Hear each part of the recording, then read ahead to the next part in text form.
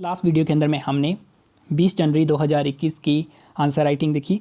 इस वीडियो के अंदर में हम 21 जैन 2021 की आंसर राइटिंग देखेंगे और हमारी थीम कंटिन्यू होगी same constitutional bodies, statutory body, regulatory bodies and quasi judicial bodies. और इस वीडियो के अंदर में हम देख रहे हैं क्वेश्चन इलेक्शन कमीशन के ऊपर।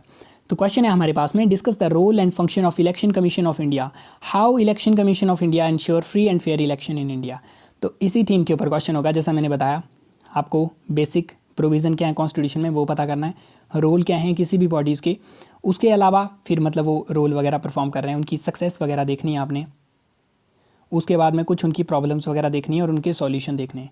तो ये सिमिलर पैटर्न होगा जितने भी हमने पीछे बॉडीज़ देखी अराउंड 15 के करीब में, उन सब के बारे में आपको इस तरीके से डिटेल के अंदर में पता होना चाहिए।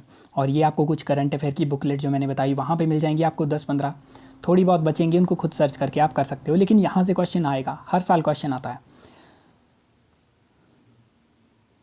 तो फर्स्ट हम इंट्रोड्यूस करेंगे, हमने इलेक्शन कमीशन ऑफ इंडिया के बारे में बताया आर्टिकल 3 to 4, और ये क्रूशियल रोल प्ले करता है इलेक्शन कमीशन को फ्री एंड फेयर कंडक्ट करने के लिए। उसके लिए काफ़ी सारे टूल्स का यूज़ किया जाता है इलेक्शन कमीशन ऑफ इंडिया के द्वारा। उससे पहले हमने यहाँ पे क्या करना है, इलेक्शन कमीशन ऑफ इंडिया उनके द्वारा क्या काम किया जाता है, फंक्शन क्या है। इसमें सिंपल क्वेश्चन पूछा गया, इसके अंदर में कुछ घुमाया फिराया नहीं गया।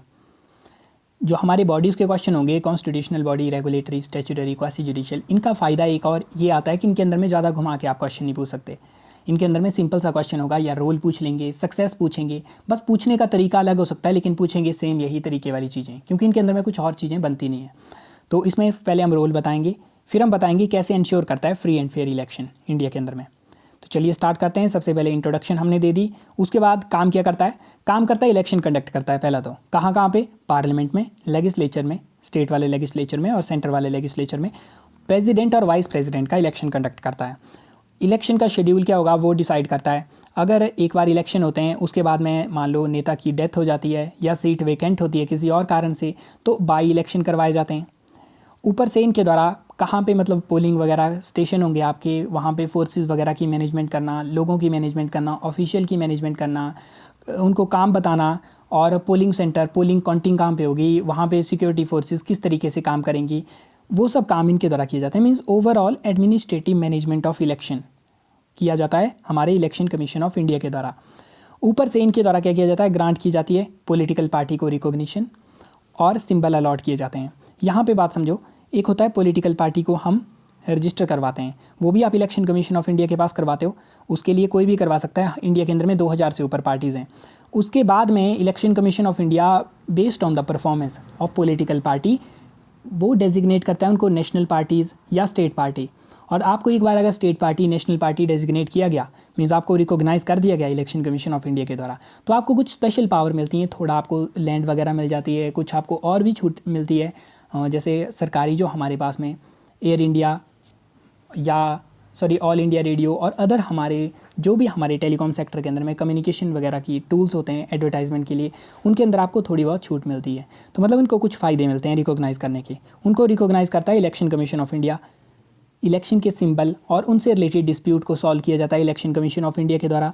ऊपर से अगर किसी भी पार्लियामेंटेरियन या स्टेट लेजिस्लेचर के अंदर में हमारे एमएलए या एमपी को अगर डिस्क्वालीफाई करना है other than anti defection law, तो उसको डिस्क्वालीफाई करने के लिए इलेक्शन कमीशन ऑफ इंडिया की राय ली जाती है प्रेसिडेंट के द्वारा। तो ये सब इसके फंक्शन होते हैं। ये आपको वैसे भी, ये तो बेसिक चीज़ें हैं, ये तो मतलब आपको पता ही होती हैं। उसके अलावा और क्या काम करता है ये आपको थोड़े बनाने पड़ेंगे अगर आपने स्टडी कर ली है इनको। इलेक्शन कमीशन हमारे पास में पेपर 2 के अंदर में सेपरेट टॉपिक भी आता है, रिप्रेजेंटेशन ऑफ पीपल एक्ट, उसके अंदर में इलेक्शन कमीशन को डिटेल से कवर किया जाता है। तो वहाँ से आपको इसको लिखना है, क्या करता है इलेक्शन कमीशन ऑफ इंडिया, कैसे free and fair election ensure करता है। तो एनफोर्स करता है model code of conduct. Model code of conduct के अंदर में कुछ कोड्स लिखे होते हैं, कुछ हमारे ऐसे बिहेवियर स्टैंडर्ड लिखे होते हैं जो कि पॉलिटिकल पार्टी को इलेक्शन के समय में फॉलो करने पड़ते हैं। जैसे वेरियस पॉलिटिकल पार्टी को बोला जाएगा आप कैसी स्पीचेस मेक कर सकते हो, कम्युनल ना हो आपकी स्पीचेस। फिर अगर आपने मान लो एक प्लेस से प्रोसेशन लेके जानी है तो आपको परमिशन लेनी पड़ेगी लोकल अथॉरिटी की, किन कंडीशन के अंदर आपको परमिशन नहीं दी जाएगी। वेरियस तरीके की चीज़ें इसमें लिखी जाती हैं ताकि फ्री एंड फेयर इलेक्शन हो सके। ऊपर से election of commission of India derecognise कर सकता है पार्टीज़ को। यहाँ पे डी रजिस्टर की बात नहीं की जा रही, ठीक है, रजिस्ट्रेशन की जाती है। रजिस्ट्रेशन नॉर्मल जैसे मैंने बोला 2000 से ऊपर हमारी पार्टीज़ हैं रजिस्टर की हुई। डी रिकॉग्नाइज हमारी सेंटर स्टेट टाइप, मतलब उनको रिकॉग्नाइज़ किया जाता है इलेक्शन कमीशन ऑफ इंडिया के द्वारा। तो डी रिकॉग्नाइज़ कर सकते हैं। प्रीलिम के लिए फैक्ट याद रखना, election commission of India D register नहीं कर सकता पार्टी को, ये बात आपको ध्यान रखनी है। ये आपको थोड़ा मतलब ऐसे पॉइंट के अंदर डाल के बता सकते हैं। Election commission of India demand कर रहा है ये वाली पावर, बट एक्चुअल में उनके पास ये वाली पावर नहीं है। ऊपर से इंश्योर करता है सभी लोग पार्टिसिपेट करें। उसके लिए आपने देखा होगा इलेक्शन कमीशन ऑफ इंडिया काफ़ी ज़्यादा एडवर्टाइजमेंट वगैरह भी करता है। उनके पोर्टल होते हैं, वो स्कूलों के अंदर में कुछ प्रोग्राम वगैरह लॉन्च करते हैं ताकि लोगों को एजुकेट किया जा सके इलेक्शन के बारे में। क्रिमिनलाइजेशन ऑफ पॉलिटिक्स को चेक करने के लिए, क्रिमिनल पॉलिटिक्स में ना चले जाएं, इसके लिए एक्सपेंडिचर की लिमिट को मॉनिटर किया जाता है। जो हमारे लोकसभा के एमपी के लिए 70 लाख और हमारे स्टेट लेजिस्लेचर के अंदर में आपको 28 लाख, इनको मतलब इतना ही आप खर्च सकते हो, इसके ऊपर नहीं खर्चा किया जा सकता। इसको मॉनिटर किया जाता है। कैंसिल किया जा सकता है इलेक्शन को या पोस्टपोन किया जा सकता है अगर कोई अनलॉफुल एक्टिविटी होती है। जैसे मान लो कोई हैवी तरीके की आपने करप्शन किया, वहाँ पे लोगों को पैसे दिए जा रहे हैं या बूथ कैप्चरिंग की जाती है, तो अगर इलेक्शन कमीशन ऑफ इंडिया को लगता है कि इलेक्शन को फ्री एंड फेयर नहीं करवाया जा सकता तो वो एडुकेट मेजर उसके लिए ले सकते हैं। उसके अलावा रिफॉर्म करने की कोशिश की जाती है स्टेटस को जो हमारा स्टेटस है उसको चेंज करने के लिए इलेक्शन कमीशन ऑफ इंडिया हर साल गवर्नमेंट को पुश करता है। वो बताता रहता है ये वाले रिफॉर्म करो, ये वाले आपको करने चाहिए, इनके अंदर में ये चीज़ें होनी चाहिए। बेसिकली मतलब एक प्रेशर ग्रुप की तरह भी काम करता है गवर्नमेंट को नज करने के लिए। कंक्लूजन में बता देंगे, हमने इलेक्शन कमीशन ऑफ इंडिया ने लास्ट 15 ईयर के अंदर में काफ़ी अच्छा काम किया हुआ है और आज भी ये काफ़ी अच्छा वर्क कर रहा है। कुछ प्रॉब्लम्स हैं इलेक्शन कमीशन ऑफ इंडिया की फंक्शनिंग के अंदर में, हमें उनको सॉल्व करने की आवश्यकता है। तो वो तो आप कंक्लूजन बनाना मुश्किल नहीं है, इंट्रोडक्शन कई बार बनाना मुश्किल हो जाता है, लेकिन उसके लिए मैंने आपको बताया हुआ है पेपर 2 के अंदर में कॉन्स्टिट्यूशन प्रोविज़न लिखो। अगर भूल जाते हो तो डेफिनेशन लिख दो, अगर उसको भूल जाते हो कोई रिसेंट इवेंट लिख दो, अगर सब कुछ ही भूल जाते हो तो इंपॉर्टेंस लिख दो, या कुछ भी याद नहीं रहता तो कुछ भी लिख दो, कोई प्रॉब्लम नहीं है। ठीक है, तो आप इस तरीके से बनेगा। और कंक्लूजन के अंदर में तो आप ये बेसिकली समरी दे सकते हो, पूरा ऊपर क्या डिस्कस किया आपने उसकी समरी दी जा सकती है इजीली, या कोई आपने फाइंडिंग बतानी हो या सिंपली एक फ्यूचरिस्टिक कंक्लूजन आप लिख सकते हो। ज़्यादा इसमें टेंशन लेने की बात नहीं है। तो अब हमने देखा 21 जैन, अब 22 जैन 2021 उसके भी हम देख लेते हैं आंसर राइटिंग। इसके अंदर में भी सेम हमारा क्वेश्चन होगा, हमारी सेम थीम के ऊपर में constitutional bodies, regulatory, statutory and quasi judicial bodies. तो इसके अंदर में हमारे पास आएगा first question, clean environment is a fundamental right under article 21, analyse the performance of NGT in this context. अब आपको एक बात ध्यान रखनी है यूपीएससी के क्वेश्चन में, क्वेश्चन के अंदर में 2 पार्ट होते हैं मोस्टली, जिसके अंदर में पहला पार्ट जो होता है वो ऐसे मतलब कुछ भी लिख देते हैं वो, जिसका मतलब ज़्यादा उतना मतलब आपको इम्पैक्ट नहीं होता। जैसे इस साल के पेपर के अंदर में हमारे क्वेश्चन आया था, स्पीकर के ऊपर क्वेश्चन था, बेसिकली स्पीकर के रोल के ऊपर क्या प्रॉब्लम्स आती हैं उसके ऊपर क्वेश्चन था। तो उसके अंदर में एक स्टेटमेंट थी ऊपर लिखी हुई, once a speaker always a speaker. अब उसको आप ले सकते हो कंटेक्स्ट में, यूके के अंदर में वो वाला सिस्टम फॉलो किया जा सकता है, लेकिन अगर आपको उसके बारे में समझ ना भी हो तो भी आपको ऊपर वाली स्टेटमेंट पर ज़्यादा फोकस नहीं करना, ऐसा लिखा है या नहीं लिखा है। मेन क्वेश्चन ये है, एनालाइज करना है एनजीटी की परफॉर्मेंस को। ऊपर बस ये नाम का लिखा हुआ है, इसको आप ऐसे ही लिख सकते हो नीचे। ठीक है, तो इसके ऊपर ज़्यादा टेंशन नहीं लेनी, क्वेश्चन को पार्ट्स में डिवाइड करना और जिस पार्ट को आप आंसर कर सकते हो अच्छे से उस वाले पार्ट के ऊपर ज़्यादा फोकस करना है। तो इसमें क्या करेंगे, एनजीटी का ओरिजिन बता देंगे, या एनजीटी की कोई रिसेंट जजमेंट है, इसकी तो हर दिन ही आपको कोई ना कोई जजमेंट देखने को मिलती रहती है, तो वो आप बता दो, या इंपॉर्टेंस आपको पता है वो बता दो, या बेसिकली आप नॉर्मल बता सकते हो क्वासी जुडिशियल बॉडीज़ क्या होती हैं और उसके अंदर एनजीटी एक बॉडी है वो भी बता सकते हो। फिर फंक्शन बताओ इसके, सक्सेस बताओ थोड़ी, इश्यूज़, सॉल्यूशन। अब क्वेश्चन के अंदर ऐसा नहीं बोला कि आप सक्सेस फेलियर वगैरह बताओ इसके, लेकिन एनालाइज करना है परफॉर्मेंस का। इसका क्या मतलब है, परफॉर्मेंस को जब भी एनालाइज करते हैं तो ये बताते हैं कितनी सक्सेस हुई, और एनालिसिस के साथ ही ये भी बताते हैं कि क्या प्रॉब्लम्स आ रही हैं उसके अंदर में, और फिर सॉल्यूशन तो उसमें बनते ही हैं। और अगर आप एनालाइज तो तभी कर पाओगे अगर आपको फंक्शन पता है बॉडी के, तो आपको इनको लिखना है सब कुछ। अगर मान लो ये 10 नंबर का क्वेश्चन है तो ये सारी चीज़ें ज़्यादा हो जाएंगी, तो आपको इनको छोटा करके लिखना है, लेकिन चीज़ें आपने इंक्लूड कर लेनी है सारी। तो क्या करेंगे, एनजीटी एक स्पेशलाइज्ड बॉडी है जिसको आर्टिकल 21 के तहत बनाया गया 2010 के अंदर में एक सेपरेट एक्ट पास करके, और जल्दी से जल्दी डिस्पोजल ऑफ हमारे एनवायरनमेंट के केसेस का वो इसका मेन काम होता है एनजीटी का। और फंक्शन क्या होते हैं इसके, बेसिकली फंक्शन में आएगा सभी सिविल प्रकार के जो केसेस होंगे एनवायरनमेंट से रिलेटेड उनको इनके द्वारा सॉल्व किया जाता है। ठीक है, अब इसके अंदर में इनके द्वारा प्रिंसिपल ऑफ नेचुरल जस्टिस को फॉलो किया जाता है। जो कोर्ट्स होते हैं उनके द्वारा कोर्ट के अपने प्रोसीजर होते हैं, कोर्ट के अंदर में एविडेंस कैसे लिया जाएगा, Indian evidence act, CRPC, IPC, उनके बेसिस के ऊपर में कोर्ट चलता है। लेकिन इस केस के अंदर में ये नेचुरल जस्टिस के प्रिंसिपल के ऊपर काम करता है। मीन्स आपको सिर्फ छोटे छोटे बेसिक चीज़ों पे ध्यान रखना है कि मतलब जो पार्टी आपकी केस के अंदर इन्वॉल्व है वो उसके अंदर में जज नहीं हो सकती, ठीक है। आप पार्टीज़ को अच्छे से सुनोगे, वो हमारे प्रिंसिपल आते हैं नेचुरल जस्टिस के। तो आराम से जो नॉर्मल तरीके से हम किसी के खिलाफ में वर्डिक्ट वगैरह देना है, कोई सॉल्यूशन करवाना है, उस तरीके का हमारा नेचुरल जस्टिस का सिस्टम होता है। तो उसको फॉलो किया जाना है, मीन्स जल्दी काम होगा इसके अंदर में। कोर्ट के अंदर में हमारे पास में प्रोसीजर होता है हर चीज़ का। कोर्ट के अंदर ये भी होता है कि कौन से एविडेंस को मान्य किया जाएगा, कौन से को नहीं मान्य किया जाएगा। कोर्ट के अपने स्टैंडर्ड होते हैं, इसमें नॉर्मल होता है तो जल्दी काम होता है। इनके पास ओरिजिनल जुरिस्डिक्शन भी है, ओरिजिनल भी है और अपेलेट जुरिस्डिक्शन भी है। ओरिजिनल के अंदर में डायरेक्ट केस भी जाते हैं और अपेलेट जुरिस्डिक्शन भी इनके पास होती है। थर्ड आता है इनके अंदर में, इनका ऑर्डर क्या क्या काम कर सकता है, रिलीफ दे सकता है, कंपेंसेशन दे सकता है वेरियस विक्टिम को। तो ये सिंपल से फंक्शन है, इसके अंदर में ज़्यादा टेंशन लेने की आवश्यकता नहीं है। तो जैसा मैंने बोला, अगर ये क्वेश्चन आपका 10 मार्क्स का है तो आपको इन सब चीज़ों को छोटा करके लिखना है। जैसे अगर मान लो 10 ही मार्क्स का है तो आप ये सब चीज़ें ऐसे लिख सकते हो कि ये एनवायरनमेंट के केसेस के अंदर में जजमेंट देता है, ओरिजिनल अपेलेट जुरिस्डिक्शन है, रिलीफ प्रोवाइड करवा सकता है। मतलब 1-2 लाइन के अंदर ही कंक्लूड कर सकते हो इसको पूरा।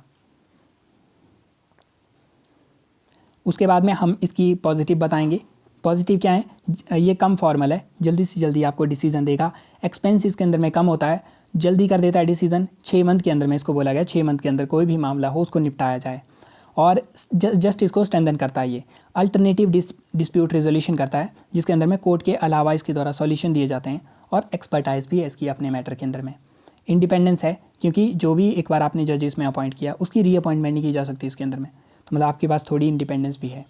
अब ये बेसिक इसके अंदर आए, मेन आपने जो लिखना है इसके अंदर में, जब आप क्रिटिकली एनालाइज कर रहे हो इसको, तो आपने ये बताना है कि हाँ ये सब चीज़ें इसके फ़ायदे हैं। और कुछ एग्जांपल दे सकते हो, रिसेंट भी दे सकते हो, और कुछ जो बड़े बड़े केसेस हैं। जैसे 2012 के अंदर में पॉस्को का प्लांट था, स्टील प्लांट, जो कि उड़ीसा के अंदर में बनाया जा रहा था। ट्राइबल के द्वारा प्रोटेस्ट किया गया, बाद में NGT के द्वारा बोला जाता है कि इस प्रोजेक्ट को नहीं चलाया जा सकता, इससे ट्राइबल जो राइट हैं उनका हनन किया जा रहा है और एनवायरनमेंट भी इससे पॉल्यूट हो रहा है, तो उसको इनके द्वारा सस्पेंड किया जाएगा। ऊपर से 2015 के अंदर में वर्डिक्ट आया कि 10 साल से पुराने जो भी हमारे डीजल वाले व्हीकल होंगे NCR रीजन के अंदर में पास नहीं कर पाएंगे वो। तो ऐसे मतलब इनके द्वारा कुछ डिसीजन दिए गए। रिसेंट के अंदर में भी ये भी डिसीजन चले रहते हैं, जैसे आर्ट ऑफ लिविंग, उनके ऊपर इनके द्वारा फाइन लगाया गया था। अभी 1-2 दिन पहले वेरियस जो हमारे पास में रूल्स बनाए गए हैं, ई-वेस्ट के रूल हैं, बायोमेडिकल वेस्ट के रूल हैं, उनके ऊपर इनकी रूलिंग आती है कि उनको अच्छे से इंप्लीमेंट किया जाए। तो ये सब काम ये छोटे मोटे करते रहते हैं। आपको बस 1-2 एग्जाम्पल याद करने हैं सब बॉडीज़ के, इलेक्शन कमीशन के भी, UPSC के भी याद करने हैं, NGT के भी याद करने हैं, ताकि क्वेश्चन के अंदर में अगर किसी भी टाइप का क्वेश्चन आए आप उसको अच्छे से लिख पाओ। उसके अलावा चैलेंजेस आते हैं इसके अंदर में। इसके अंदर में वेरियस एक्ट को कवर किया गया। कौन कौन से एक्ट को कवर करता है हमारा NGT? उसके अंदर में काफ़ी सारे एक्ट हैं हमारे पास में, जिसके अंदर में 1986 का एक्ट है, 27 का हमारे पास एक्ट आता है, 88 का हमारे पास में एक्ट आता है, फिर इंश्योरेंस लाइबिलिटी वाला एक्ट आएगा। काफ़ी सारे एक्ट हैं, लेकिन जो 2 हमारे पास में मेन एक्ट हैं, एक है फॉरेस्ट ड्वेलर एक्ट, ठीक है, जो फॉरेस्ट के अंदर रहने वाले हमारे पास आदिवासी हैं उनको लैंड प्रोवाइड करवाने के लिए हमारे पास में फॉरेस्ट राइट एक्ट, या जो हमारे फॉरेस्ट ड्वेलर हैं उनके लिए एक्ट आया था 2006 में, वो हमारा NGT उसको कवर नहीं करता। उसके अलावा वाइल्ड लाइफ प्रोटेक्शन एक्ट हमारा 1972 का, उसको भी इसके द्वारा कवर नहीं किया जाता। तो ये काफ़ी बड़े बड़े एक्ट हैं एनवायरनमेंट के एरिया के अंदर में, इनको इसके द्वारा कवर नहीं किया जाता। ये काफ़ी नेगेटिव बात है।